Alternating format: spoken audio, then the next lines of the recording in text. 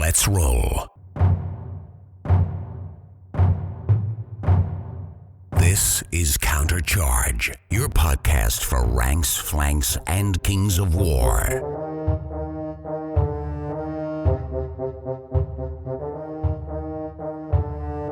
Join your hosts as they delve into the world of Panithor and bring you worldwide coverage of all things Kings of War.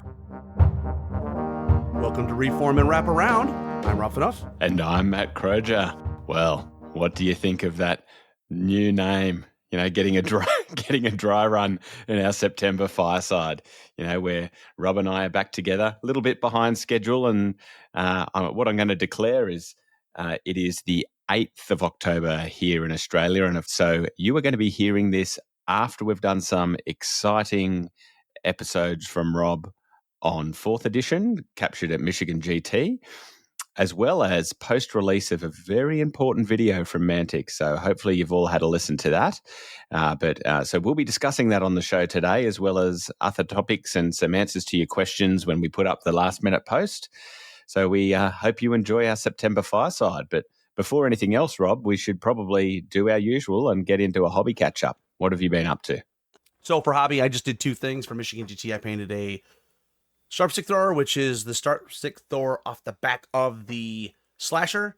And I also painted up a Chariot because I had to have a Chariot that was a special event character. And for me, I wanted to make it usable in the future, so I made a single Mincer, which is something that's playable in the Goblin list. And I took the Goblin that's on the Slasher holding on to the Sharp Stick Thrower, and I put him on the riding the top of it. So came out good. First time I ever did complete 3D bases that were printed. So I printed FDM printed bases. I took something from Printable Scenery. They have like a grotto, a Goblin grotto terrain, which is what I've been using on those for that army. And I just went in and I had been using Lychee, but we have a Prusa at work, so I tried the Prusa slicer. And you know what's really crazy is all the stuff I was doing in Lychee that I had to pay for, it was all free in Prusa. So I went ahead and did it, and came out good. You know, other hobby news: disaster has is fallen upon me. My super expensive compressor from Eclipse stopped working. So I don't know. I've only had it for like 3 years, so I'll probably send it in and try to get it fixed. But it's like the Ninja or something. It was very expensive. And yeah, right. Any ideas on what's gone wrong with it, or you just turn it, you hit the button now and nothing comes on? I'm guessing it blew a fuse somewhere. That's my guess. We've had a lot of storms lately. Fortunately, I still have the old Iwata little starter kit that has like this really cheap pump that you only have 3 settings and you have no real control of air. But I had to matte coat my model, so I was able to at least get that done. So, but I'm looking forward to an explosion of hobby. We got some good questions about that. I mean, you alluded to the video that hopefully people have already seen. When I saw it, I was just like, okay, it's go time, right? I just got to get my hands on the models. So I'm really excited. How about you, Matt, hobby-wise? Yeah, similar to you, actually, in that fairly little. I think I mentioned on a previous episode I'd done some printing. So I've actually, with actually no knowledge of what's going to be in the Salamander update, I've actually printed 2 Slashers and what's their dragon version called? Whatever that is for the Salamanders. And Fire Drake? Yeah, and I'd previously printed a whole bunch of ceremonial guard parts. And I had a heap of bodies for them, and so I've glued them on recently. Do you know there's ceremonial guard parts that are nice? Have you got any ceremonial guard in your Salamander list?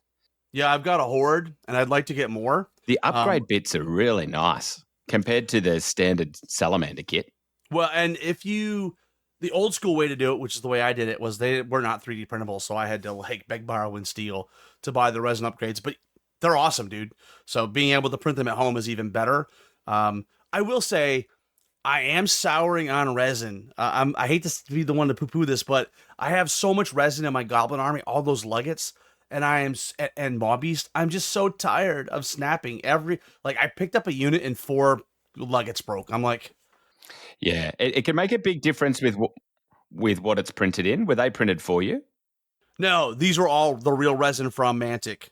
So I wonder if their newer resin's any tougher, because I think they did change their recipe a little bit, or whatever they were using for resin. But no, I do agree that's a problem. And if you drop them, you're screwed. Like, it's just yeah, well, even if you just pick them up and just look at them the wrong way, bing, and break.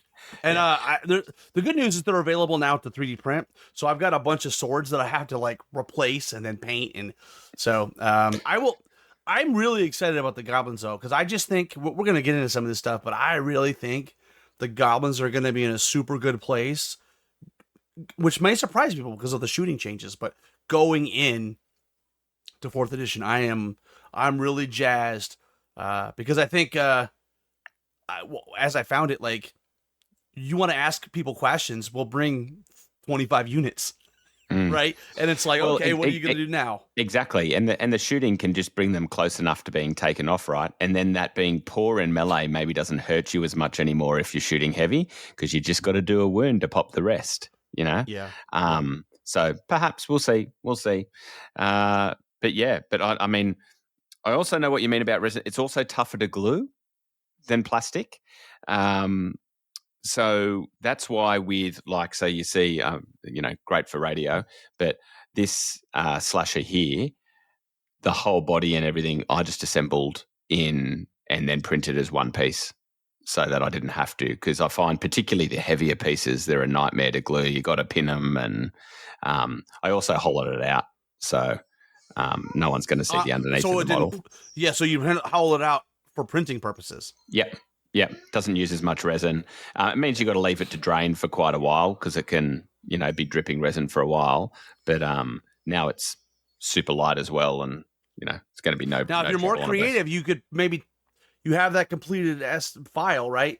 You can move the tail around, maybe close his jaws. That's true. That's a little bit beyond my skill at the moment. But what I do like is generally with the Mantic STLs, and I hope they keep this up, if you load all the parts for a given model into something like Fusion 360, where you can get 10 active files for free, because it's basically a pro piece of software, they do line up on a lot of their models, and so then you just export it as one STL and print it in a piece. Some of the ones that have options, they're not right next to each other, but the options tend to be within a linear plane, so it's not that hard to move them into place. So that's definitely my go-to, just so I don't have to do the gluing. Yeah, and I'm really excited about seeing, they're talking about salamanders being all printable, which largely they are already, but I'm hoping that means that we get the salamander bodies on there as well. I'm hoping it means we get some, more Gekatar options if they're there at all. Or maybe new salamander sculpts for rather than hard plastics the way they are, give us just 4 or 5 unique sculpts that can be added to the additional ones. But yeah, I mean, your question about, in fact, we can maybe jump in. We probably have some other questions here. We can probably jump. That kind of leads straight into our question from John Paul Fuller Jackson. After salamanders, what's the next best candidate for a fully digital army? Well, let's think about this. There's going to be 4 armies in each book, and as you should have heard already, and maybe he didn't explain it very well, the first army is the lead army, and it's going to get a ton of updates. It's going to get the Twilight Kin treatment. There's going to be a second army that's also going to get some hard plastics, maybe a couple. And, and maybe we should mention in the first book, that lead army is obviously the new army that everybody's seen. Everything's new. The second army in that book is going to be Trident Realms. And my prediction, no confirmation other than what was in the video, but they didn't say no, hard plastic depth horrors and placoderms. And then Halflings is the third army. And that's going to be a role that's an army that is almost complete, but just needs like 1 model, 2 models to finish. And then the fourth army, in this case, Salamanders, that's going to be the army that's going full digital. And I would speculate that any army that doesn't have a lot of hard plastic, I mean, the Salamanders only have 1 kit. That's the only they only have 1 hard plastic kit. The rest of it's in resin. Maybe we need to, and I don't know that we can answer this tonight, but if we go back and look at what's available on the vault, that would tell us something. Because if you look in the case of salamanders. Tyrants are on there. Fire elementals, greater fire elementals. Unblooded kit, ceremonial rhinos. kit, corsair, the slashers, the rhino cav. Actually, the slasher body's on there too. Yeah, the whole thing's on there now. So yeah, so they just add Commodon They and weirdly Lancers, did right? it all in 1 month with the orc ones. Remember that? Yeah, They did. So yeah. back to John Paul Fuller Jackson's question. I'm just thinking, what other armies are on there? Quite a bit. I would say maybe Forces of Nature. I mean, technically they're borrowing Naiad sprues and Salamander sprues, right? But everything else. If they did a rewrite of the list, that would make sense. The other one that might be a bit out there, they didn't get the treatment that long ago, but Abyssal Dwarves. They've got a bit of their infantry in resin already from Vanguard. It could be, but I think Greater Obsidian Golems are sculpted traditionally. So I don't know if they've refreshed it, but I mean, that would also be a good candidate, right? Because now, you know what? I'm going to say no, just because those are newer hard plastics. I'm going to say, it's got to be pre-Ogres, Empire of Dust, Ratkin, Abyssal Dwarves, and I'm not sure what armies fall in that spot. But well, that's also assuming that it's an existing army, right? True. And yeah, but I think you're probably right that Forces of Nature, in whatever version that looks like in the new book, which I'm assuming is going to be probably a bit of a mix of that Green Lady and maybe the Herd, that would be an easy target given that all the elementals and things are already in resin. Something like Green Lady that doesn't have any plastics, right, would also be a target. I think if there's no plastics, but it's an army that's going to stick around, I think that's possible, right? Yeah, yeah. So 100%. that's a great question from John Paul Fuller Jackson. Yeah, and are you gonna have a crack at saying the name, Rob, of the new army? I've tried it 3 times. I've said it wrong 3 times. I'll just Zerly. I don't know. I will say this: you will have heard my initial reaction and some of the other folks' initial reaction to the video. At this point, when we're recording this, I've seen it 1 time. And I was in a room with a bunch of people in a dark room with people staring at us to make sure we're not, recording the footage or taking pictures. I was blown away, dude. I was just like, what? And yeah, you go. No, I was just saying the one thing in that video that threw my head back going, what? Was that this is the army of Axophidian slaves. So I love that fluff. That these are the living versions of enslaved guardians. The dog-headed dudes are in the army. And the artwork and the models and I don't know if it was in the video, but they've got lots more heads to like different types of dog breeds coming or available on the vault coming. So this is going to be a very well put together plastic army, but you're going to have a lot of cool options. Which to me is so smart, right? Like people want customizability in their armies, right? If there's something that can be said for rank and flank, is because you can only do 3 or 4 sculpts on a plastic sprue, right? It can end up looking a bit generic, although multi-basing in King takes a little bit away from that. But to just do something simple like heads, is awesome. And the whole release schedule so far for this, I know it's generated a lot of whinging and whining on the internet, but with that, some of their videos, even though they've been jokey and things like that, it makes me feel we are seeing the birth of Mantic 2.0. Yeah, they're now they're 4 raccoons in a trench coat. Yeah.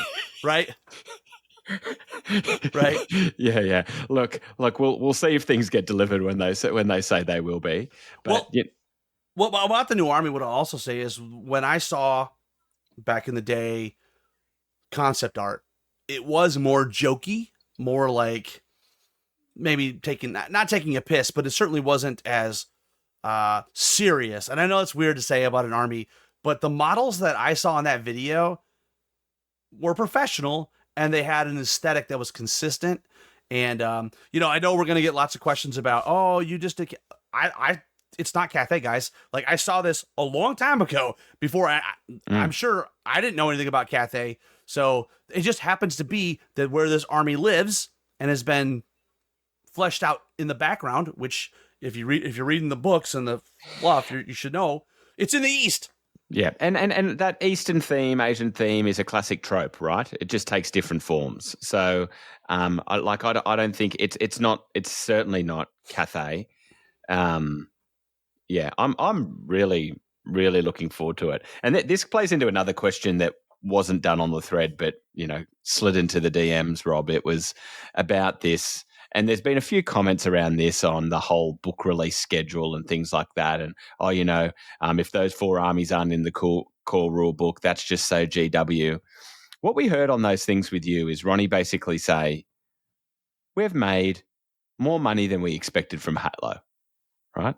And now we're going to take that money and yes, we're going to support that game, but we're actually going to put it into one of our overall less profitable games, to give them new stuff and to up our professionalism overall. And that is not the GW way. I'll tell you that right now. Well, that's and not also, how you run a business either, right? No, you don't throw good money after bad. But and also I appreciate it. Exactly. And they also wouldn't tell you the names of the 4 books for the next 2 years or the 6 books or whatever it is. The 6 books over 3 books, years. So it's 2.5 years. Come on. Because the first book comes out at launch and there's 5 more books. Yeah, true. Every 6 months. Yeah. Dude, I just... that is the most planned I've ever heard from them. Yeah, I guess, though, does that mean they're back to 3 raccoons now? Yeah, maybe. Because they're not financially being as smart as they could be. We did have a question from Dan Harwood. It said, what army are you building for 4th edition and why? I'm doing the new army. I'm not building it yet. Obviously, I don't have any models. But when Ronnie said they're coming to Armada, I said, okay. We're going to scale those boats up. What I wanted to do with Salamanders, I'm going to do it with this army. Scale those boats up. I'm going to because they're an invading force. Let's get them on the boat. Let's have their bases integrated to the decking of the boat. I mean, I'm pumped, dude. So that's what I'm going to be building. I don't know. In the interim for the next month or so, I'll probably just keep painting some goblins. What about you? Yeah, I'll definitely buy a box of whatever's in the new army. I've got a box. I'd already planned to do Trident Realms next, so the fact that they're in the book is just happens to be great. I'm not sure exactly how they're releasing the new armies, but if they do their classic 2-player set and it has Trident Realms and the new army, I'll go in on that, particularly if it's got some of the new plastics for placoderms and things.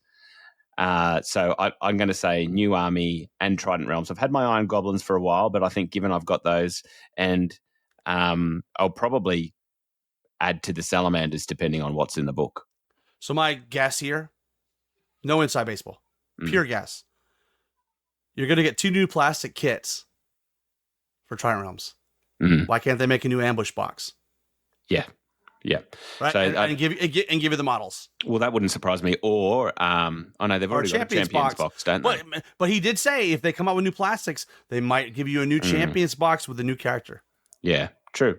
Yeah, so I'll be looking to pick up some of that. One thing that I hope doesn't happen, Rob, is I heard you wondering on the one where the guys had, I can't remember if it was played the game or seen the new army, which part of the episode it was, but I do hope everyone has command options in the book, and I think they will. It would be a massive miss if they didn't. Well, here's what we know: the 2 armies we used had command orders, and neither one of those are in the book. Yeah, so I think there are commands in the book for all the armies that are in the book, and then in addition, there's commands for the ones that are coming in the next expansion with the 4. Yeah, and maybe they'll just be a bit juicier, or they'll have more options compared to say the book ones at first, because they have been pretty clear about the ones at each release of these new books are going to be a bit special, so they're going to get some treatment. So, which I think is fair. Just getting a treatment doesn't mean making it unbalanced. It just means they've got new toys. For sure. Well, let's take another question. Scott Seeley says, what is your favorite Mantic figure and what is your least? I'll go first. My favorite Mantic figure of all time is a Moloch character that I believe they made for Dungeon Saga, but you could buy it in resin, and it's a Moloch that has an axe above its head, and he looks just a little bit thinner than the ones that we know and love. Not now. The other ones are good too. Now that they're out of resin, but this guy was just a little bit different and super cool. Least favorite model. It's kind of a toss up. Either the Elf Chariot, the one that used the Warlord Games plastic horses, and that really shitty metal chariot. That's probably number one. I will also say any of the ones that are impossible to build. That would be the Gigas, or the Naiad Worm Riders, or your Fiends. Take your pick. There's just any of the ones that are super finicky, especially if they're metal. So maybe that knocks the Fiends out. But Gigas, I'll say Gigas are my. I've got a favorite. better, worse one for you that crosses all of those: the difficult to build and metal. Can you think what I'm going to say? And it would play into, if they had the files, what we could do digitally that we said. So Forces of Nature. I'm trying to think. Is it? It's not the Tree Man, because that is available already. The Centaurs. Oh, how did I forget the Centaurs? I remember the day Greg Person got his box and was just lamenting because he's such a good painter. And he's like, oh my God, this is the worst. And to be fair, it is 100% the worst kit. You know what? You sold me. You sold me, Matt. And I didn't mind the model itself, but the kit, it was just awful. As in, if you could get it to stay together, it looked fine. But so that would be a prime resculpt option, right? And you can do some super cool Centaur STLs. My favorite, that's tough actually. I quite like a lot of the Halfling range, but the Lord of Lies is pretty cool. I like him for a bit of cool factor at the moment. He's big. Yeah. He is so big. Yeah. Yeah. Yeah. So I'd probably say that at the moment. But I do have, I don't think, I wouldn't be saying that's a knockout or a standout win. I think there's quite a few that I like. Even just these slashes that I'm putting together, I think they're a great model. I mean, to be fair, all of the goblins that are available for 3D printing and all the resins, they're so characterful, man. I mean, even the plastics aren't bad, and they're great for ranks and flanks, and you want to get a bunch of guys on a base. But those Luggets, the Assassin, the guy that came from, what's the game? Leagues of Infamy. There's a goblin in a metal suit, right? I mean, they're just so cool, man. And what I've been using those for is, even if I don't have a specific character in mind, I just add them to a regiment or a horde, and they're sort of standing up front, just leading. And they're just really cool models. Yeah, I think other things that came into my mind when you were talking about it, just from a design point of view, I loathed the crossover range of the Bessalian horses, that they were used across multiple models, and they were pretty generic. But that was not from an assembly point of view. That was just a general hatred. It's just human horses. Yeah. Human riding horses. Yeah. I'm going to be interested to see what they do with the humans in this new army. So yeah, because that's the thing that nobody's talking about. So we're all talking about the dogs. There are humans. There are furry dragons. There's gorillas. There's all kinds of other stuff in this army. Anybody, I guess, that was a slave of Avidia, maybe? Yeah. I hope they deliver a full range. Well, I've seen... in the video, they show even some of the... Well, let me say it a different way. Matt, you've already seen it. No, but they have some hard plastics that they've showed, but they've also showed various pieces of art for all the models that they're planning to bring out. So, to your point, that's what I'm hoping for. And let's answer Dave's Fanny's question. What are you most looking forward to with 4th? I'm looking forward to the first time Mantic comes out with a new army that it comes out complete. Oh, you know what? But you know what? If if they actually did that, wouldn't they be like GW? Yeah. Yeah, they would. Oh, woe is them, Oh, no. What are they doing? Yeah. If they do, or if they've got plans to, I just hope it's not staggered too much, right? If you want to sell some serious stuff, you got to have the whole army. You got to have it within a month. It needs to all be there. Yeah. Yeah. Or very quickly, give us the dates. And Rob, surely though, you're not looking forward to the new army more than anything. It was confirmed here on a previous podcast. Surely it is the Commodon and getting you. Well, that's true. At the same time. That is true. And I was trying to get confirmation that we have the Lancer Cav coming too. I heard that. Get it. And I was trying. I kept asking all weekend. Every time I see Kyle or Ronnie, I'd be like, "Hey guys, are we gonna?" And they just sort of. I don't know if they didn't hear me or if they just selectively chose not to hear me. That probably actually means no, and they didn't want to deal with you complaining about why not. Yeah. Well, they've already had to hear me complain about the Commandant for how many years? Like 3? Yeah. I mean, the other option is we might just not see Gekata or anything in the new book. They already have the Gekata for the slasher, right? So it's true. It would be silly. I don't think me. it's a stretch. Yeah. I don't think it's a stretch to take that model and just because in 3D world you can quickly. A professional could do that so easily, right? And the fact that Luigi did this new army. At this point, I think he can do anything. Really can do anything. Well, see, actually, I've heard a bit of that. Do you know who did the design? Like I know Kyle was creative director, and previously they've used internal for design. Correct? Dave Simons, maybe. I don't know who did the concept art, but I know there was lots of different concept art, and I had seen some of it, and I also had a chance to talk to Kyle at some point, and he kind of explained this is where it's currently at. He had a very unique vision of where he wanted it to go, and so he worked with both Luigi and design artists or concept artists to come up with. He did a bang out job, dude. This is I stand by this. This is the best models they've ever produced. Now, when I'm up, I not saying anything about the assembly yet because I haven't assembled it, but just aesthetically, what I saw in that video is pretty awesome. And I also love the fact it's new, it's different. Nobody else has a dog army like that way, right? Yeah. Which is some of my favorite Mantic armies, right? Like Night Stalkers, Halflings. Other places aren't doing it. You probably couldn't tell in the video how much of the models that you saw would have been like resin casts for trial. I bet most of them were because they got to get them to the painters a lot earlier, right? So I bet you. The fact, all will be revealed probably by the time you hear this. But when pre-orders are up on that same day that the video came out, I assume we're going to know. Because I think maybe one of the things, if they come back and say, it's not going to be available until January 15th, but let's just say the book's available on December 15th. Well, that's probably a case of the plastics weren't ready yet. And maybe they needed another month, but more will be revealed soon. When you're hearing this, it's already been revealed. But for me and you, Matt, we're living in the past. Yeah, absolutely. So Dave Fanning, we might move on. Oh, actually, while we're on the concept of models, Andrew Whitehead said, are the rumors true that Mantic developed the 3-legged dragon model in their recent video as homage to Matt Croger? And Jeremy said this, he must know. Well, if it was 3 back legs, then absolutely. I actually haven't seen the picture that you're talking about just yet. Have you seen that picture? Where was that? I don't know. Is he talking about the dragon? We haven't seen. The new army has the dragon.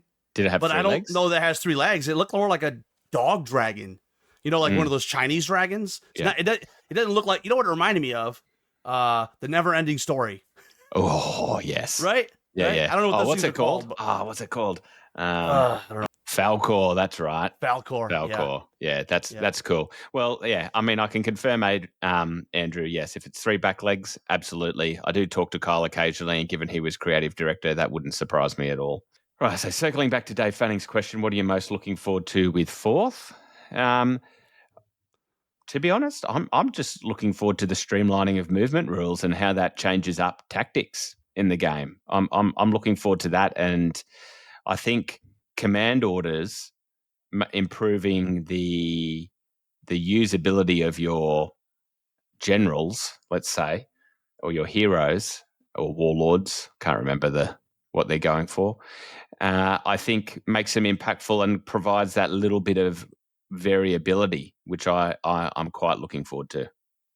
Well, next let's take Alfred's question. He just wants to know, more details on the 4th edition playtest and how all the changes came together. And he's just interested in hearing about the updated army lists. I mean, just to be transparent, what we had was a room full of people. We did 30 minutes of questions about everything but Kings of War, which you've already heard. Then we turned all the mics off, and we had the 2 gentlemen that were on the podcast that you've already heard from, Nate and Matt. One played Forces of the Abyss, the other played Dwarves, and Ronnie helped Nate build the Dwarf list, and Kyle P. helped Matt build the Forces of the Abyss list. And I think they played 1,500 points. Did Kyle check Ronnie's list to make sure it was legal? Well, that's why I joked with Johnny and said that's kind of a handicap, isn't it? But so that's, and they did showcase some new rules. And to be fair, we've covered all that in the conversation with Matt and in our conversation with Matt and Nate. But a couple other things I would say is, I don't know how much we talked about feint, which is, right now you can do a withdrawal. A withdrawal is turn around, pass it. Well, and withdrawal currently is take a nerve test.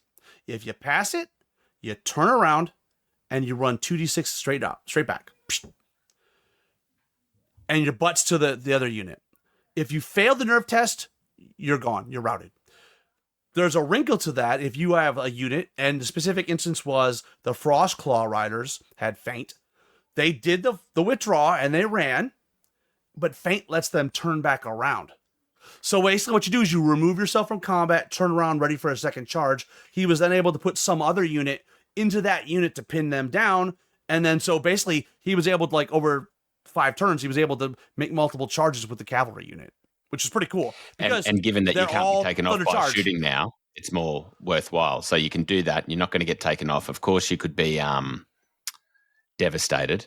But the one thing I'm interested in with that is, that's really going to play into, given we've got a single nerve value, on how high those nerve values are.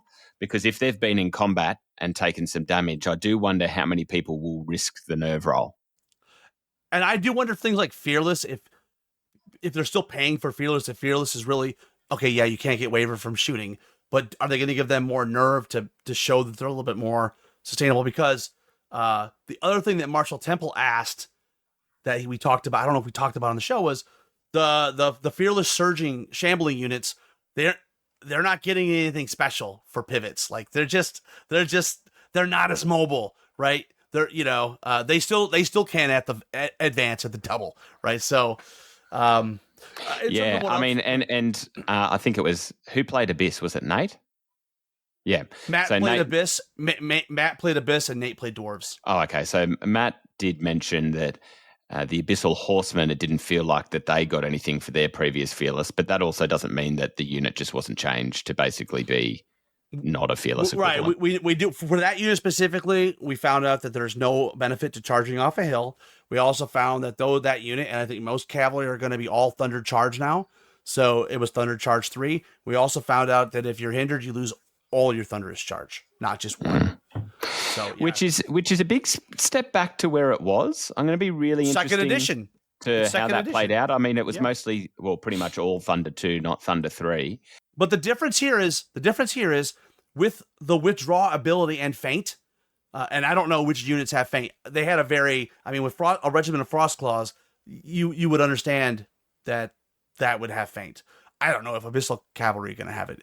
But the ability to put some cavalry in and take them back out, put them back in and take them back out, is going to mitigate some of the fact that it's Thunder Charge, because you're going to be having more charges, even though you have sticky combat. Yeah. To a point. Once your nerve's high, you're going to fail that withdrawal roll and you're going to get killed. I know Matt said that they were either support or special, so not part of the core unlocking.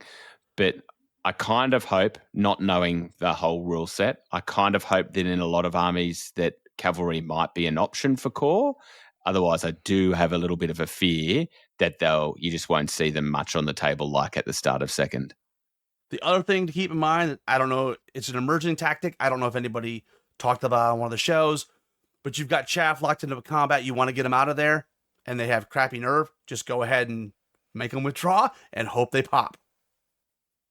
Yeah, true. You're basically deliberate killing of a unit. And Chaff now have they technically always had this use, right? But I think Chaff will combine particularly well with shooting. If you've got some volume shooting and you've got enough options to unlock your auxiliary Chaff units, particularly if they're a little bit quick, you can just be running cheap stuff into those units and popping them from the wounds you've done from shooting. But we did hear how dwarf shooting had changed, and I'm thinking that might be more the way they've gone, is on a profile start with shooting being a little bit worse, and then you gain the benefit from standing still. So maybe that will allow them to, have your more elite, say, elf shooting that is I think that allows that more granularity that we don't have right at the moment. It's all been 4s or 5s. Well, the other thing that I don't know if we've talked about it, and I have no confirmation about this, but there's a lot of us talking about this. It sounds like they've reset all of the unit strengths.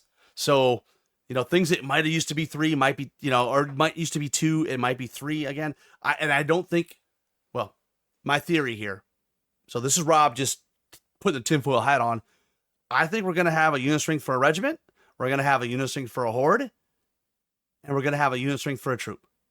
Period. And what I don't know is, and what I don't know is because they've specifically said they're going back to the original intent. Large infantry should be troop regiment, and what is currently a legion, that's a horde. Does that mean those go down to their 1, 3, and 4? I think that would make sense if they wanted to discourage large stuff, right? But then the problem is if Forces of Nature stays with the backbone or ogres, But you do the math, you're only losing 3 or 4 unit strength, right? But you've already made up for all the unit strength 1 options. Right. But we all have that now, right? Because there's not going to be individuals, right? So yeah, that's the piece that I think that's the way they're going. And I'm looking forward to confirming some of that once I have which, if they did do it, on average, probably makes that shooting still remain better again. Because in this edition, we saw a toning down of unit strength for many shooting hordes and things like that. So if they're staying at 4 and you're sticking them at the back of the board near your tokens and they're just plinking for 6 turns, that's more valuable now than it used to be. Glade Stalkers could be 3 because they're not getting the benefit of being able to knock out units in 1 turn. Yeah, absolutely. So why don't we move on to the next question, which is from Nicholas Michelonis. What alcoholic beverage goes best with reading the new rule book? Well, I'm not sure about that. I don't have to imagine it would be a fine whiskey and you have to look over the bridge of your glasses while you're drinking and reading it. What's a British drink? That's what we need. I don't know. What would be a British cocktail? It'll be a warm. Well, you guys are Commonwealth, right? So it'd be a warm beer. Oh, okay. That's what you'd be drinking. I guess that's the answer. Mm. Yeah, I guess that's the answer. Or if you're looking largely at British, just go for something that was designed elsewhere. Guinness? And a Guinness. Yeah. Absolutely. All right. Next question. Mike Painter, a fireside chat about your behinds. It's a bold move, Cotton. I think that must be referred to the structure of my sentence when I posted. Well, I just love any person that quotes a movie like Dodgeball. he's on my team now. Yeah. What do we got next? Jason Murray's question we've kind of already asked. Troy Hill's got a question about Michigan GT, but it plays into basically this broader idea of where do we think the scene's at in terms of growth. Do you want to start with that? I'll tackle it. I think the scene right now has taken a dip over the last 3 or 4 months because people are waiting to see how it goes. For example, Michigan TT, we're just under 20, where we're normally 25 to low 30s. So we're about maybe 20% down. I think 4th edition blew our socks off. Everybody there was just like, oh my gosh. Literally, there was nobody complaining about what they saw from the game. I mean, at the end of the day, and maybe we'll save this for another question down below, but it felt like Kings of War. It looked like Kings of War. It smelled like Kings of War. It moved like Kings of War. Movement still king, right? And it just, some things are adjusted. Like shooting is more of a complementary piece rather than the actual center point of the army. What about you, though? I mean, I'm seeing a slight reduction in numbers, but I think 4th edition is going to be a shot in the arm. It's going to bounce right back. Matt? Yeah, I think it's down a little. I think it's a little bit soft at the moment. And also around the world, things like conditions are more challenging. Cost of living's up in lots of places, things like that. So travel becomes potentially less of an option. I just think, but in general, I agree, Rob, that I think it's quiet, but they're not gone. I think there's a significant portion that are watching. And I wouldn't mind betting we see a lift with 4th. Well, what I will say is that Mantic has a lot of product in 3rd edition boxes, and they said, hey, we brought some Kings of War stuff in 3rd edition boxes. 50% off. There was one gentleman that spent $1,500, right? He bought $3,000 worth of product for 15. Like, so, maybe it was the hope of fourth, or maybe it was the combination of that and the 50% off. But there was a lot of enthusiasm, or just for a lot of players. Yeah. Yeah, nice. All right, well let's move on. Erasmus asks, what are your hobby plans for the new hero base sizes? So for me, I'm gonna make, or more likely Tim Lonis is gonna make, because by the way, shout out to War Chest Creations. If you're not using his MDF bases that already have the holes in the magnets ready to go, he basically ships you the MDF and you just punch the magnets in. What are you doing? I assume. Well, I'll say it a different way. I am going to request from Mr. Lonis to make me drop in bases for my 20s and 25s and my 40s that go to 50s, and the 25 by 50s, the cab bases that go on 40s. But I'm going to wait for the book just to confirm which goes with what, right? But yeah, I think drop in bases are the way to go. And then you can either make it magnetized so you can still pull that guy out to play in Vanguard, because, Vanguard, we've talked a lot about it over the years. Where we're going now, Vanguard stuff can't be used in Kings of War, right? Because it's individually based on smaller bases. So if you still want to make it cross-compatible, you're going to have magnets or something holding it down, which I'm not going to do. I'm going to just, probably glue it in, add some putty to form it, and add more tufts and grass. You got a lot more room for activities on those bases. Speaking of quotes, you just pull out your 40s and you go, there's so much room for activity.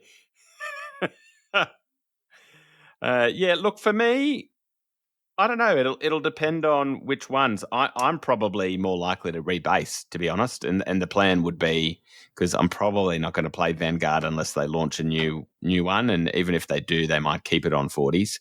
So I would just blend it into whatever the theme of the army is. But I'm likely, given that my small ones generally, because it is so small, that they're not super in-depth bases anyway. So it's probably going to be reasonably easy just to pull them off. And I got a bunch of resin bases for my ogre characters. Yeah, those they're pinned. Resin models on a resin base. That's an appetite for design. That's a disaster waiting to happen. Me trying to rip it off. So I'll probably just glue them down to a 50, and then just texture around it to try to. Because I made the bases from scratch, so I'll just like I did for making the original bases that I made the molds of, I'll just add the same stuff, the cork and the texture. So, but I would love to hear your answers to this question on Matt's post that he made today. Yeah. And again, another one from John Paul Fuller Jackson. Will the throwing mastiffs be removed for dwarfs now that the dogs have their own faction? Well, we actually heard the answer to that in your episode with Matt and Nate, and that the dogs are still there. They are. They're, in some ways, they're a little less powerful with less attacks. Mm-hmm. They're not on as many units as they used to be. Like, you can't get them on Iron Guard? Is that what he said? Something like that, yeah. And then also, but then you can cast them into or you can throw them, I should say. You can throw them. So you have a command that lets you get basically. So basically, you could have 2 shooting attacks.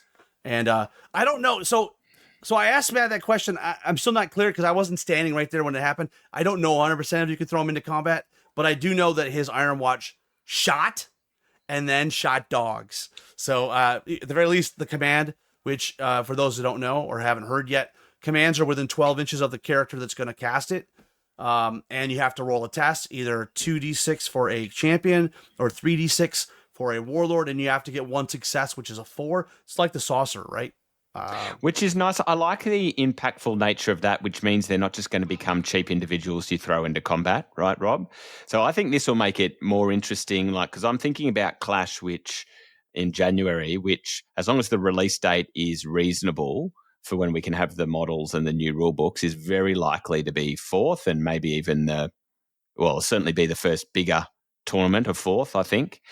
And I've been thinking about, we probably won't have had enough time to redo Blackjack properly. So I'm thinking, a more standardized scoring.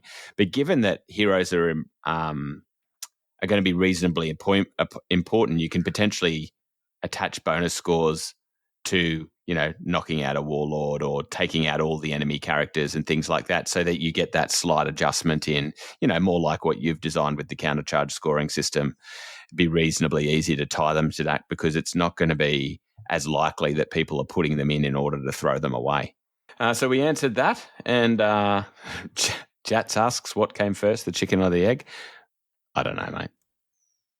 Do you know, Rob? No. And I'm not even going to give it any credence, given that it's a stupid question. Move on.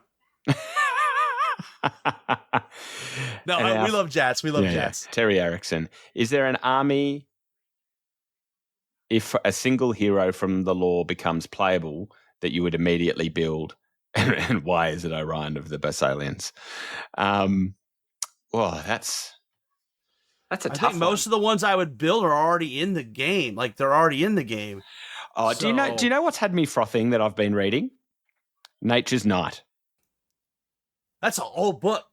Yeah. That's an anthology, right? From like... No. Nature's the one. Night's the one where there's Dylan, who is the champion of the Green Lady.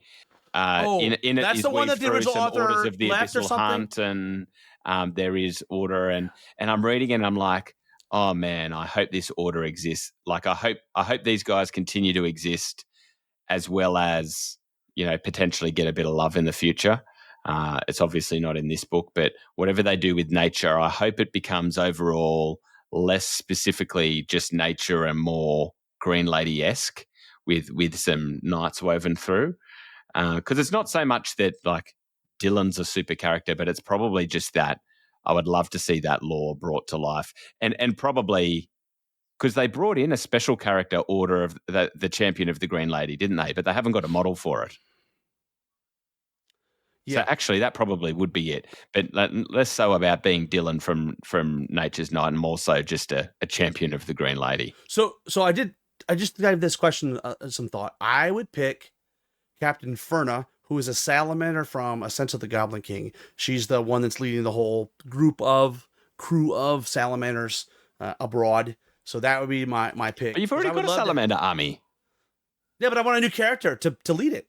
And then will you build a whole new salamanders around it? I would definitely want to build more piratey type thing. I'd want a more sailing. Like, I don't have the sailing theme yet. I would love, I want to build some Corsairs. Yeah, and they've got some upgrade parts too. I wouldn't mind seeing, but for me, here Stephen Devonish, who's obviously a very good player, uses them, but I'm not good enough to make them work consistently. I think I'd love to see them become a little bit more usable in fourth if they continue to exist, which I assume they will, given that they've got an entire Armada fleet as well. Well, let's take William Hupp's question. He says, a discussion about 4th edition and its impact on the balance between hobby, gameplay, narrative would be of interest to me. So, Matt, why don't you start, and then I'll tell you why you're wrong. Well, I think 4th edition is going to have a massive impact on the narrative, because we've heard Matt Gilbert talk about how the story's evolving, how the books will continue to have the story evolve. And I actually think that, in a way, the gameplay is going to help that through simplification, and then you can let your narrative do a bit of the storytelling on the table as well, comparatively, rather than having to get as bogged down in rules. Not that comparatively it's not a bogged down game as it stands, but then I think the narrative always goes with hobby, right? And if they're building narrative, I'm hoping we will see that reflected in hobby at the table, and not, like, I love when people are coming up with stuff, but if we see more of the story, like you just said, Rob, or if we see more of, this is the army I saw described in Nature's Night or something like that, that's going to be cool to me. I mean, it just reminds me of, I hate to say Warhammer, but 100%. Warhammer. Yeah, there was that's all it was. Mike, but it does remind me back in the day where we had Matt Lee, who wrote a book, actually a trilogy in Black Library about Nagash, and the Tomb Kings played a major role in that, including, and this is back when the Tomb Kings weren't dead, right? Before Nefertiti and all the different what are they called? Blood dragons, or the vampires and the mummies. For all that, there's a city on the edge of the desert that had a lot of trees. It was called Resetra. It was like a jungle oasis, and they had these things called thunder lizards. It drew something in me to make. I had to make a whole army, so I made the army of Resetra. So, like, all my whatever those cavalry are called. They were supposed to be snake riders. Mine were all riding the lizards from the chariots, from the cold one chariots. They were all riding cold ones. And I had cold ones pulling chariots. I mean, I'm expecting to do the same thing with this dog army. Now, going back to William's question, I'm going to take it from 3 different things. The gameplay. I think the gameplay is going to get internal balanced. And what I mean by that is because they split it between basic and advanced rules, you're going to get a game that is accessible to new players. I think at some point I lost my way and I didn't realize how complicated it was until I had a light bulb go off a few weeks ago, where I was like, okay, this took us 15 minutes to figure out this charge, right? I think by really separating out basic rules, advanced rules, and edge cases, who gives a crap about edge? Explain those at the end. Like, tell us how to play the game, and then come back and say, oh, by the way, if these things pop up, what you can do. I think that's going to make it more accessible to new players. I also think it's going to change the puzzle for veteran players, and the advanced stuff, like we talked about feint a little bit, or about the use of withdraw, about the use of commands, and other things that are coming. I think it's gonna throw everything on its head. I know the one that everybody's talking about is only 2 on a facing. The way lapping around works, reform, all of those things, those guys didn't have a problem. Now, maybe if that's your only tactic is to play Alpha Strike and just throw 3 Peg Knight units into the front, well, yeah, you're gonna have to change that strategy. So on the gameplay side, I'm really excited about where it's gonna go, and I think it's gonna how do I say this? In terms of the balance between those 3 things, I think it's going to reduce a little bit, and it's going to be an equal leg now. On the hobby side, I think the leg's getting longer. I think, geez, Matt, sorry, I didn't mean to set you up. He's walked into that one. I did. Also getting firm. Or grew into it, one of the 2. But I think the hobby thing with the dog army, and so Ronnie did specifically say that we're going to, obviously going to get new plastics for Trident Realms. He also mentioned that the halflings are going to have flesh out their range, and salamanders. I'm thinking that means we're going to have 4 armies with almost complete ranges, if not complete ranges, which we don't have any right now that I'm aware of, right? 100% complete. I don't think so. Closest would be Undead. Probably. And Undead may actually have everything. So the other piece he talks about is the narrative. That's another one where it's definitely becoming a stronger piece. Man, these guys are passionate.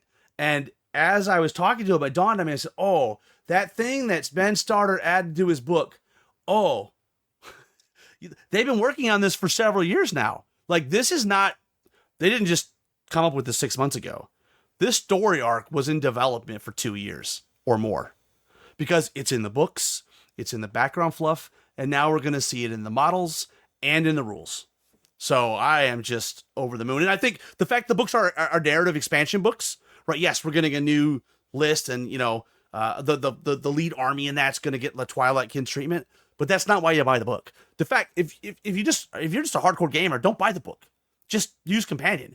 But for me, I'm buying all the books. Now, my only hope is that it's not going to be like what happened with GW in 2015. I bought all those expensive books, and they're still shrink-wrapped on the shelf. But, all right. Yeah, I'm the same as you. I'll definitely be buying the books. I think that in this case, the GW comparison around narrative is fair. Warhammer is nostalgic, not because of the gameplay, right? Now, I know it's people Storm of Chaos experiences that they loved or didn't, but that comes in any game. Yep. It was all about, this is the thing I've been reading about, represented on the table. Yeah. And I'm actually really interested, Rob, about how you said, Ronnie said, flesh out halflings. I've just had a quick look. The only thing that they don't make is a couple of living legends. So they'll make those, because that's what he said. He said, look, we don't need much for the halflings, but we'll finish them.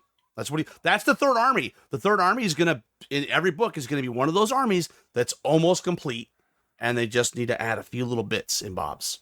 So, because I'm just looking through, and I think there's no Aeron, is there? And there's no Ali McSween, and that's literally it. Rordan Gamzee? What about him? Is he in there? No. And my God, I hope he's not. Dave Fanning will be insufferable if Rawdon's in there, if Rawdon comes to life. It would fit the halfling theme, though. To close out Bill's question, though, I am most excited, though, about the narrative because I love things like Destiny Kings, Helpy's Rift, right? And again, you guys have heard it from Ronnie's mouth. The invasion that's coming is a result of Helpy's Rift. Helpy's Rift unleashed a magical presence in Panathor, and it screwed things up. And this race from the east is coming here to basically knock its lights out. So I am super excited. And it's Tide of Champions, right? That's what you guys were making, the claw with the other thing that I liked from that is talking about continued versions of Dungeon Saga. Because I'm sure that was in there, wasn't it? And yeah. And because I think Dungeon Saga is also a really effective way to continue storytelling, particularly for the individuals without the armies. And then they can make their way into armies. And to me, actually, Dungeon Saga shouldn't be that hard for them to support because they can use bits of the models within it. They just need different dungeons. But I hope before they do it, they finish out the companion for Dungeon Saga, because I think they've still only done a few of 2 or 3 of the existing campaigns or whatever you call them. So I'd like to see them finish that first. And it's also important to note he did specifically say Dungeon Saga 2, which is the sequel to Dungeon Saga 1. It's not Origins. Origins is more of the kid-friendly, new player-friendly version. 2 is going back to its roots in a really crunchy dungeon. Yeah, so next up we've got Jeremy's question. What are some ways you think Mantic can keep improving their model designs? I think they've done it. I think with the new army, you're going to see a very consistent design aesthetic across the whole range. It was basically one set of, one person's vision that was sort of task mastering everybody to harness the energy to make it. And I think, I don't know how well this came out in the interview with Ronnie, but essentially they're going to have different lead designers on the various armies, either brand new armies or refreshes, because they don't want everything to be from Kyle's eyes, for example. Right. So I think that's cool. I think that's a really unique way to do it, is that obviously there's still going to have to be some general art direction about, what you have and what you don't have, in the world, in the canon of Panathor. But being able to come up with some, different people have different, art is in the eye of the beholder. And if you have more sets of eyes, you're going to get some variation. But I think that variation is the spice of life. What about you? I completely agree. I probably wouldn't add anything to that, to be honest. Yeah. Next up, we have Gordon Innes. With 4th Ed looming, will you be giving JD any leeway with his hobby goals, as most people have paused hobby before they see 4th Ed? Simple. Absolutely not. Yeah. No way. No. This man hasn't delivered on his hobby goals for the last however many years. Yeah, and I haven't either, so I can't really say anything. But I'll still, any opportunity to bash, any opportunity to say no. Well, you achieve about 70% of them, Rob. That's better than 0%. Yeah. We got Steve Evans asks, which existing named heroes do you think won't make it into 4th edition? I honestly think everything's going to make it in, except for the one they already said. Who's the barbarian from Dungeon Saga? Somebody, they already said he's, in our interview with him, I think he already said he's retired. Yeah, okay. So Orlaf is gone. So that's the answer. Yeah. I'm just thinking, would there be anyone else? I don't think so, naturally. I mean, the elves are long-lived. I don't see any of theirs coming out. Maybe Basileans in favour of others, or I tell you who it won't be. It won't be ones they've got models for. So, I think that's probably a good place to start. Steve Hildrew, when you come to Clash UK, do you want a horse-drawn carriage or a limo, Rob? If you're picking me up, anything's fine. Okay. I could see you in a horse-drawn carriage. Have done. Robert Zimmerman, other than the Commodon, what missing unit are you most excited to see filled out? I think EOD needs some real help. No Bone Giant, Bone Dragon, or Soul Snare. These are popular units that Mantic would sell if available. The mummies are also ugly as hell and need to be adjusted. That's a great shout out. I think that won't happen right now. They will be one of the newer army in one of the next books. I think, at some point they'll be in the book, and I'm going to predict they're going to be in the second slot.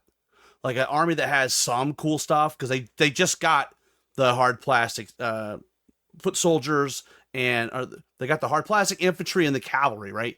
And I think now would be an opportunity to make maybe a chariot kit out of, rather than the resin kit, actually make it plastic. And as you say, Bone Giant, Bone Dragon, Soul Snare, why couldn't they make a kit that can make any of the big beasties? Yeah, right? or that'd be good STL options, to be honest. Sure. Yeah. Well, and that's fine too, right? They've said it all along, plastic, resin, STL, all are acceptable ways to deliver the product to the customer. Well, yeah, whatever the customer wants. And they're doing their resin to order, so you can still get it printed for you if you wish, or through Ronnie talked about having local partners for printing. Nick Brooks, what is your favourite change to the rules that's been announced so far? What's your least favourite change? Let's start with that bit, maybe. Yeah, my favorite rule change, I like the extra pivots that are, and part of it is I've been playing those in Command. I've been playing those in Champions.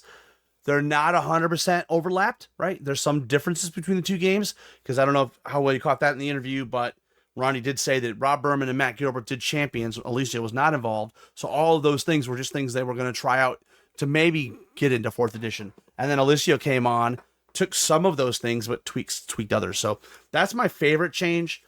My least favorite change, I just don't know. You know what? It's not really my least favorite change. I just don't know what's going to happen with Fearless or Shambling, right? In a way, with all the extra pivots and stuff, it feels like Shambling gets left behind a little bit. What about you? What's your favorite change? Army building, I think. Shaking that up. I think that's my favorite change. I want to steal your answer because that's the correct answer. Yeah. Why? When he said rules, I was like, I thought like a rule, but you know what? Yeah, that's really the answer, dude. I don't 100% know that it is going to significantly reduce spam, but I will say it feels like there's a cost now. If you're going to spam, you are going to have to pay through the nose. Well, particularly because to get into your 2nd battalion, you need to have 4 core, not just 2, right? Yep. So that means you're paying a real tax. So it won't stop core spam because there's no limit on that. So like Rob, you'd be able to put 12 sharp sticks on the table if you wanted to. But yeah, so I have some concerns there, but I think overall it's a nice change to have it thinking about differently. The only other question I have about it is, does it raise the barrier to entry, particularly if most core is around infantry? So having to build and paint and things like that, a higher number of models, maybe. But that was the first bit. I think we've discussed the next bit of Nick's question. And then lastly is, do we have any concerns on the futures of themed lists? I know we're probably going to have unique heroes to unlock more niche lists, but do you think we'll lose lists without models in favour of a more Mantic IP-focused physical armies? I have a theory that with Ophidia coming, they will need to trim the fat somewhere to keep the game balanced. Well, 100% Ophidia's got to be coming because we got to have a counterbalance. Yeah, their slaves are here. So to your point, I think they have already trimmed the fat. I think the theme lists are now rolled in. We've already confirmed like Rotary as part of Kings of Men, Orcs and Riftforge are one list. I think they have enough design space. And there's been so many podcasts. I don't know which one it said it on, but it made it sound like they're cool. They're fine with adding more stuff now, right? It's not about not having room to add the armies. It's more about the resources to give it the full treatment like they did with the new army. I still wouldn't be surprised to see some of the themes killed off over time by getting rid of the characters and therefore the theme disappears. And I think they're certainly not existing in the way they exist now. Well, interesting thing there. First of all, let's harken back to the Brotherhood. The Brotherhood were swallowed by the Rift. Mm. The Rift has gotten bigger. Is the Rift going to continue to grow? Is Basileia next? Watch and find out. Stay tuned. And, we've heard Matt Gilbert talk about the fact that there's still going to be some say in the direction of Panathor via campaigns and things like that. So do they pit 2 of the themey armies against each other so only one survives? Maybe there's options there. We'll see. Little death match. Yeah, death match. Can you imagine? Can I imagine? Yeah. Next up, we've got Dylan. He says, what's the best advice to give those who are instinctively negative towards change to help them temper the negativity with positivity without diminishing their perspective? That is the most articulate thing anyone from the state of Arkansas has ever said. And I really have no idea what you said. But I'm going to try to paraphrase this. How to help people handle change in a positive way without ruining their lives. I think that's, Matt, what do you think? What's the answer? I'm going to say I signaled clearly that Jeremy was not on this episode. I said Rob and Matt are recording. So, so the answer, Dylan, is go ask Jeremy. You don't. Yeah. Alfred Alfredson has posted a link to a book called Who Moved My Cheese, which is a good book about a very good book. Accepting change. That's that's our recommendation. Yeah. If you have I will trump it though. I'll trump that book with Thinking Fast, Thinking Slow, which is like the adults version, and that everyone can realize that when they go to make an instinctive comment, everything we do is laden with bias, right? And it's worth thinking, what could be the bias in my comment here, and what do I not know? And it's surprising, right? The amount of people that make comments on the internet, which might be complaining, and then they get the people trolling underneath. And sometimes I think, did they really think everyone was going to agree with them? Like makes you wonder. Yeah.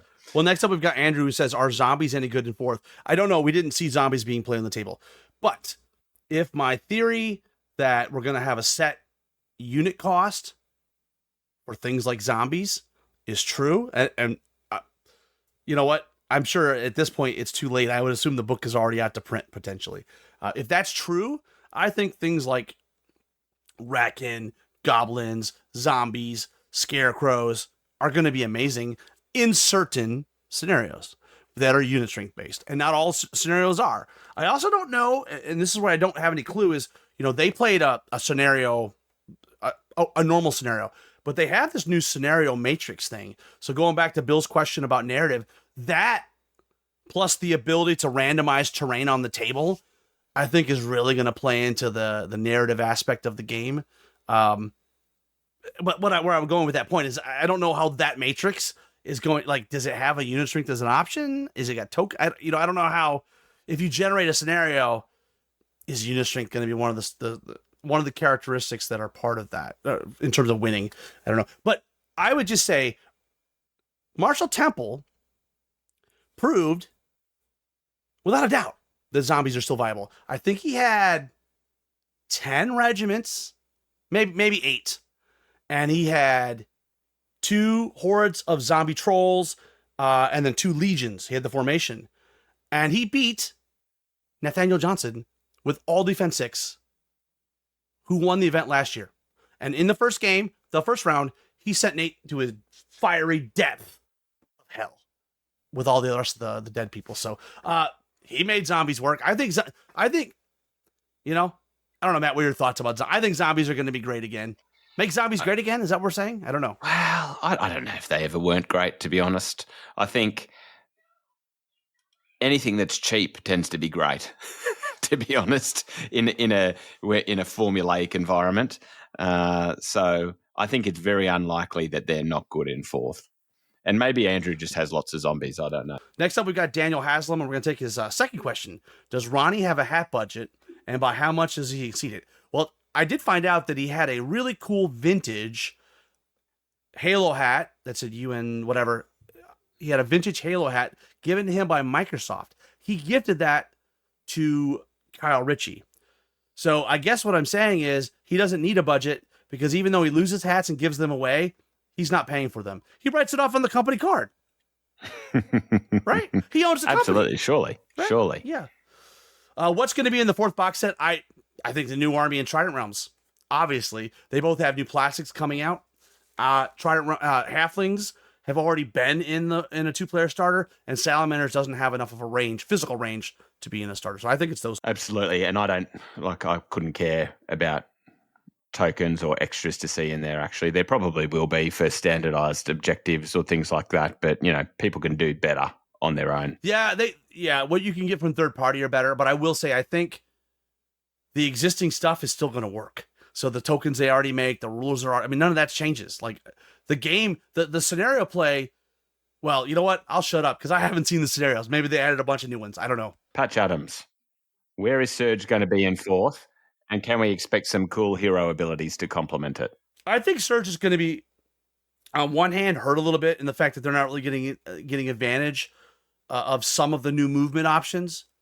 But on the other hand, and I had this discussion with Marshall Temple, which I don't remember, Matt, if we talked about it or not on the podcast, but he was on the podcast. And by the way, as you're hearing this, there's still more Michigan GT content to come. It's just not the time-sensitive stuff that we've already released. But I think the ability to advance with 2 pivots gives Surge units the ability to really make sure they're in the right facing that they want, potentially. I mean, even, does that make sense what I'm saying? Like, you can maybe take one pivot, go a little wider, take another pivot, you know what I mean? You might be able to get to an angle that you wouldn't have historically been able to get to with just one pivot and verify that you're in the flank. What are your thoughts on that? Yeah, I really don't know. I mean, what we've seen is it seems like the magic system is effectively staying as what it was, but just like one magic system instead of a separate arcane library. And we'll probably see, I guess, some less ability to get volume surge, I'd imagine. I would expect we'd get some cool heroes abilities that hopefully are different to the just move at the double command that we got with command dice. So I would imagine that there might be some stuff in the commands around it for those armies that should be using it.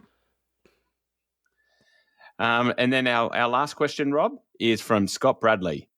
If you were to build your dream army, what would you include and why? Basic materials, models, color schemes. I'm a big hobby guy and I love hearing about other people's ideas. Well, my thing is I've always wanted to build like an Army of Darkness army mixed with the risen skeletons from bed brooms and broomsticks. If you remember that Angela Lansbury. Yeah, bed knobs and broomsticks. Yeah, bobbing along. Oh, bobbing exactly. along. So I would love to just build a skeleton army and actually have it. No zombies, just skeletons. In terms of what would I do, I would love them to be standing on like just piles of skulls, maybe like corn, but just tons. Basically, think Kingdoms of Heaven, that movie where you have the big human armies, but they're all dead, and they're all carrying like carrying like arcs and just siege towers or whatever. That's my dream. Basing it'd have to be. I always like to paint armies in different color schemes, so I wouldn't be doing like the drab and natural colors that are very dark and dreary. I'd do it super bright, reds and purples. Like these guys were maybe like a really fancy army and like Romans or something, and gold shining armor and red cloaks and plumes, and they just kick the bucket in their parade dress. So I don't know. What about you? Yeah, I mean, having I want to see the entire, because of course we're recording before the videos come out. I think there could be some cool stuff. I mean, one of the hobby problems with an Eastern theme, right, is you basically got to stick. You got to stick to the theme kind of thing. But what I've been trying to think, because I was already thinking of Trident Realms, I've been thinking for a while, like I would love to do them completely underwater. But if you want to do that with a clear resin, you got to get the resin clear, and it's going to be heavy as hell. And so, yeah, yeah, I'm not sure, but if I had my dream hobby and that kind of thing wasn't a barrier, it would be doing a super bright color scheme, and it would be going for that. Like coral colors. Yeah, absolutely. And that would cut through like being underwater as well. So we did have one final question on a different post that I made from Bill Richardson. And this is the final question. He said, I've heard lots of 4th edition speculation about the fate of shooting. Let's just tackle that. Shooting is not gone. Shooting is a complement to soften up or remove small chaff pieces. It still has a place. In fact, I would argue if you don't have any shooting, right, it's going to be difficult. I can envision a time where you're in combat, a unit decides to run away, withdraw, run, because it's like maybe a small scout unit, a small cavalry unit, and they go and they take a feint charge, and they've got, let's just say a 13 nerve, but they've got 10 damage on them. Those are units that would be primed for shooting, because all you have to do is devastate them to kill them. So what's that quote from Mark Twain? The reports of my death are greatly exaggerated. So the reports of shooting's death have been greatly exaggerated. I think, yes, if you were taking all Glade Stalkers, Wranglers, yeah, that's not going to work because you're not going to kill stuff. Certainly not early game. And to be honest, you But deserve it not to work. Fair enough. Yeah. Well, I will say, going back to what I've said before when I was answering William's question, one of the things that's a feel bad moment is that kind of stuff. And I'm going to say something interesting. I just said all this stuff about how we think we made the game easier. Traditionally, heavy shooting armies are a crutch that some new players and veterans can use. It's really more about target selection really than anything else, right? So I think it's going to make the game better because we're going to have to be better players. We don't have that crutch, right? Now, I still don't have a clue what war engines are going to do. We didn't have any on the table, but Ronnie did mention offhand. He said, hey, you're still going to want to have a couple of those things around. So I'm expecting maybe we have very, very few of them, but when they're there and they hit, I think maybe they're really going to be more narrative and tell story, but we'll see. So Bill, I wouldn't worry about it. I think you are a reasonable, moderate person. You don't go crazy. You'll be able to still use a couple units of pack hunters, and you'll find them still effective. Yep, man, I totally agree. I can't see it not being a thing. I think it'll be a different thing, but I can't see it not being a thing. All right. Well, we covered a lot. We got lots of questions considering the short time frame, Rob. Hope all enjoyed that. I hope everyone's as pumped up as you are, Rob, with growing their leg into their hobby, for the upcoming 4th edition. We should, what's funny is I guess we should do a hobby challenge, right? Maybe starting in January. We haven't done one in a while. We had some missteps is the best way to say it. Yes. So I think it's time to get back with it. I think this will be a perfect time, 4th edition. Mm-hmm. Yeah, we've got to put some thought to that, don't we? We do. With pre-orders, I think. No, 4th edition's perfect time, I think. We'll do some sort of hobby challenge or slow grow, and let's get into it. We had a question on what's my favorite thing about 4th, and I forgot to give you the real answer, Matt. My favorite thing is I'm seeing names I haven't seen on Facebook 7 years. Darren Parks, Josh Fletcher. I don't know if you guys remember Josh Fletcher, a wee bit cagey.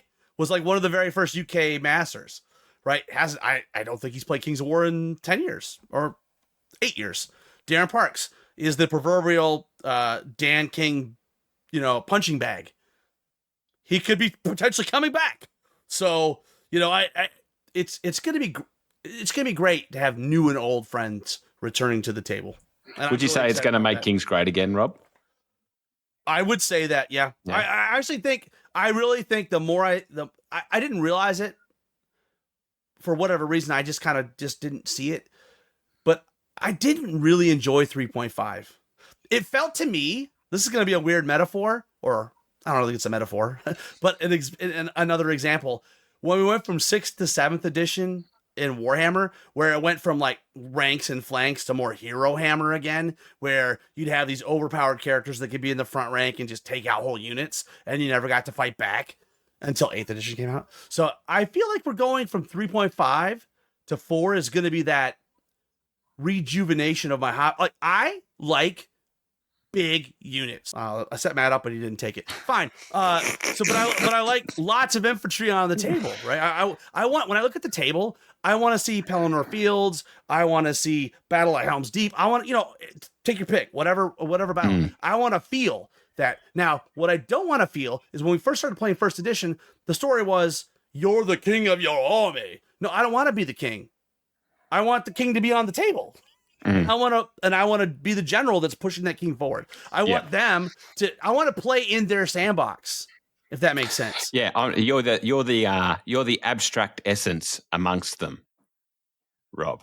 That you're amongst the army, but I need to get a shirt that says that, the abstract essence you didn't know you needed. Yeah. What's the essence of Ratkin slaves? It's that poo mark on your undies. Yeah. Sorry, we're real sorry that Jeremy couldn't join us, but he's gallivanted to another He's at Disney again. Disney trip. So to answer Mark's question, yeah, he goes to Disney way more than you do. Well, with that, we thank you for listening to Reform and Wraparound Podcast. We hope you had a great time. And until next time, keep reforming. Thanks for listening. And we'll see you next time on Countercharge. Please let us know what you thought of the show by emailing us at counterchargepodcast@gmail.com, on Twitter at countercharge15, or by commenting on the Countercharge Kings of War podcast Facebook group. If you enjoy the show, you can help others find out about it by leaving positive reviews on iTunes. Until next time, keep countercharging. Music is a composition of Kevin MacLeod and is licensed under Creative Commons.